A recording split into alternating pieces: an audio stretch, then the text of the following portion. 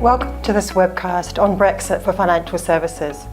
I'm Esther Martin, Editor of Compliance Monitor, and I'm in the London office of the law firm Womble Bond Dickinson.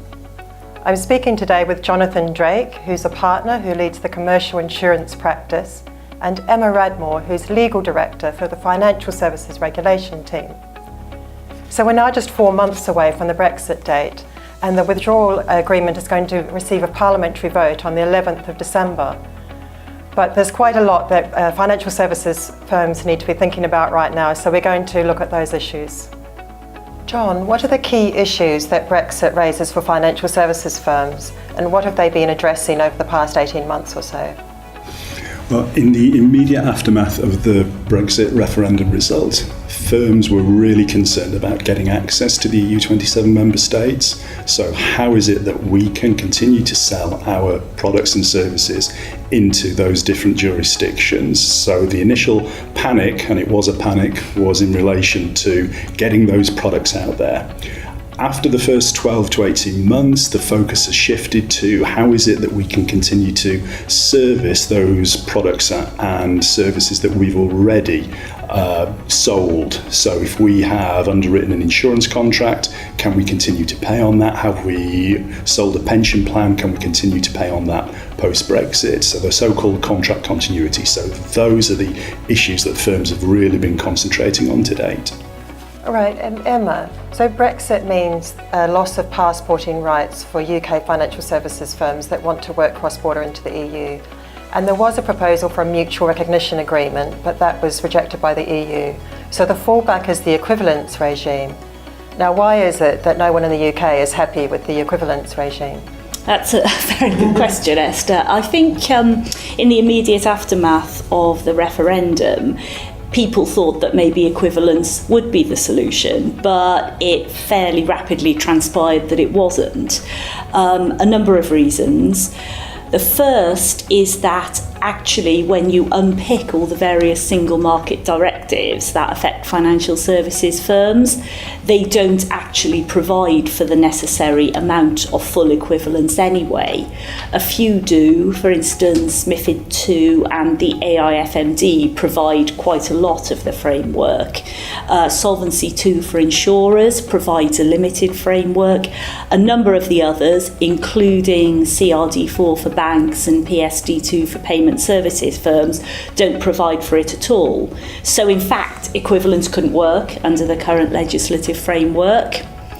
Added to which, if it could work, it's all done by determination by the European authorities, and to date they've been very, very slow at doing that. So although you might think, well, we are equivalent at day one, it should be easy, it might not be.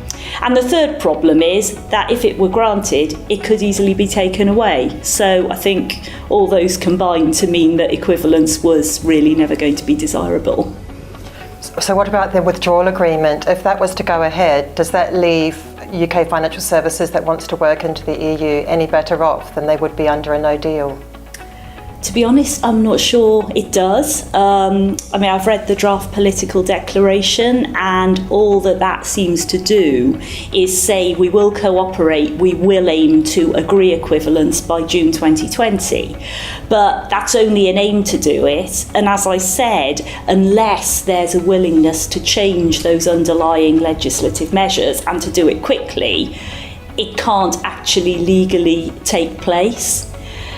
And even then, my concern would be that if either side moved away in the legislative framework, that any change might again mean that equivalence would be withdrawn. So I'm not really sure that apart from a general, yes, we'd all like to work together, we're not getting to that halcyon panacea where we wanted to be, which was, well, we want to remain actually in the financial services single market, regardless of what else might happen. So it all sounds very problematic. I'd say so, yeah, in a nutshell. Right. So John, we're now in the final run-up to the 29th of March. What kinds of actions are you seeing financial services firms taking at the moment, and what do they need to be doing right now?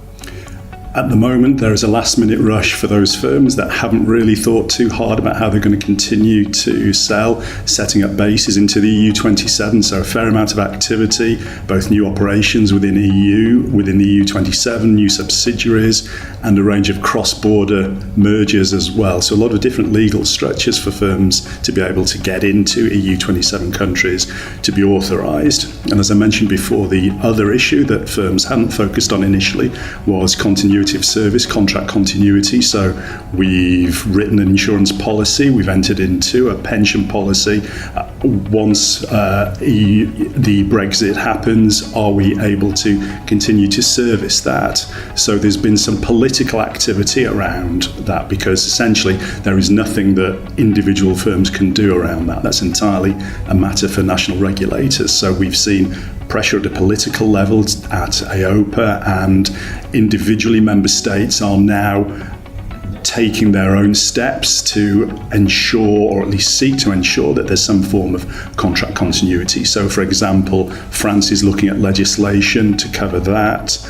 Germany as well, likewise, is looking at purely contract continuity. So firms need to understand, first of all, what their position is, because if they can't sell into the EU27 now, it's probably a little bit too late to do anything structurally. And then secondly, they need to understand what the position is in relation to those member states where they do have policy holders or product holders. So can we continue to service all of those? So quite a lot to be done in the run-up to the vote and to the Brexit date. Right, and so there's a lot of uncertainty, and potentially a great deal could happen in the next few months. So firms need to make those final preparations without knowing what the status is going to be on 29th of March yet. There's a Brexit hub for further information on the Womble Bond Dickinson website, and we thank you very much for watching.